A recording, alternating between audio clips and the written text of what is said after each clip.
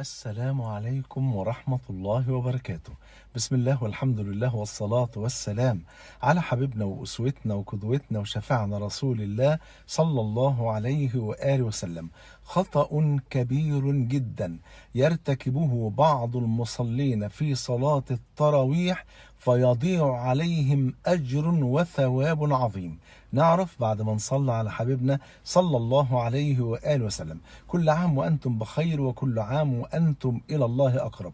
طبعا كل يوم بنروح نصلي في المسجد صلاة التراويح. كتير من الناس بعد ما الإمام بيخلص الثمان ركعات ويبدأ يصلي الشفع والوتر، نفاجأ بأن هو يصلي ورا الإمام الشفع ويجي قبل ما يوتر الإمام يخرج ويسيب المسجد، فيضيع على نفسه خير لا يخطر على قلب بشر. فقد قال النبي صلى الله عليه وسلم: من صلى خلف الإمام حتى ينصرف كتب له قيام ليلة كاملة. الله أكبر.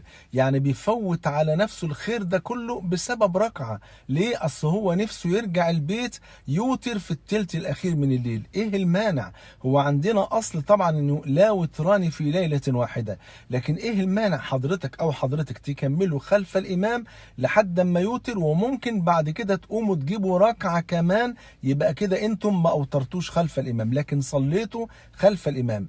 كلمة صلى خلف الإمام حتى ينصرف مش معناها لحد ما يخرج من المسجد، لا، المقصود هنا لحد ما ينصرف من صلاته.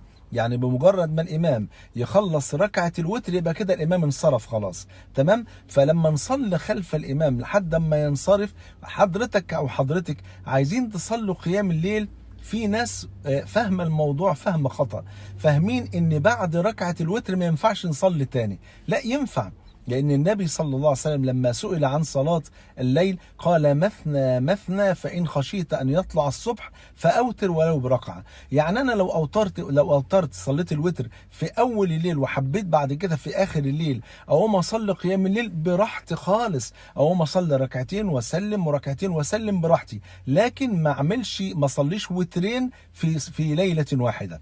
واضح كده؟ فلو حضرتك او حضرتك صليتوا خلف الامام في المسجد، صلوا خلف الامام لحد ما يخلص ركعة الوتر وبعد كده انصرفوا. حبيتوا توتروا في اخر الليل، يبقى لما تصلوا خلف الامام بعد ما يوتر ويسلم قوموا هاتوا ركعة تانية. حبيتوا تكتفوا بركعة الوتر اللي صليتوها خلف الامام وتصلوا بقى في الثلث الاخير من الليل مثنى مثنى، ما فيش أي مشكلة. المهم أرجو من حضراتكم ألا تتركوا الإمام حتى ينصرف من ركعة الوتر. طبعا بنوصي الأئمة إن كتير من الأئمة بيطول جدا في الدعاء في ركعة الوتر، دعاء القنوت بيطول بشكل يعني متعب جدا للناس.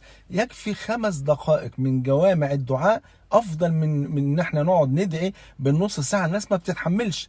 لكن على العموم لو الامام مصر على ذلك واردتم ان تجلسوا في وقت الدعاء اجلسوا، ما فيش مشكله، انما لا تتركوا الامام لحد ما يوتر.